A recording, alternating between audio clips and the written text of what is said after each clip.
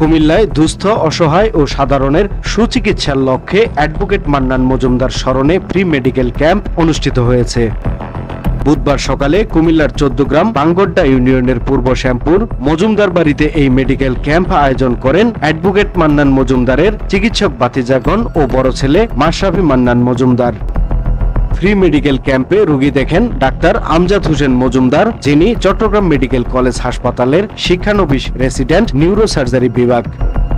স্ত্রীরোগ, প্রসূতি ও শিশু রোগীর জন্য উপস্থিত ছিলেন চট্টগ্রাম মেডিকেল কলেজ হাসপাতালের চিকিৎসক ডাক্তার নাফিও বিনতে আজাদ। জাতীয় নাক কান গলা ইনস্টিটিউটের বিশেষজ্ঞ ডাক্তার মেহেদী হাসান সবুজ সহ উপস্থিত ছিলেন আনোয়ারা ভিলেজ কুমিল্লা রেঞ্জের মেডিকেল অফিসার ডাক্তার রবিউল হোসেন পাটোয়ারি রবি।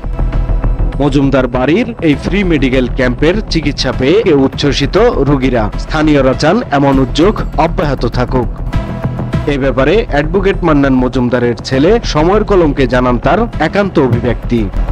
আসসালামু আলাইকুম ওয়া রাহমাতুল্লাহি ওয়া বারাকাতুহু। আমি মরহুম অ্যাডভোকেট আব্দুল মান্নান মজুমদার, ওনার বড় ছেলে মাশরাফি মান্নান মজুমদার মাহি।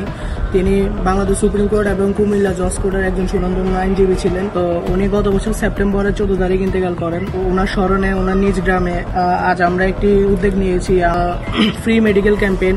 গ্রামে সবাইকে ফ্রি চিকিৎসা প্রদান এবং আমার বাবার জন্য সবাই দোয়া করবেন। আসলে তিনি পৃথিবীতে বেঁচে থাকাকালীন অনেক ভালো কাজ করতেন, তা থেকে আমরা অনেক ইন্সপায়ার্ড হয়েছি এবং এই কাজ যেন আমরা ভবিষ্যতে অব্যাহত রাখতে পারি, সেই জন্য সবাই দোয়া করবেন। নিউজ ডেস্ক, সময়ের কলম।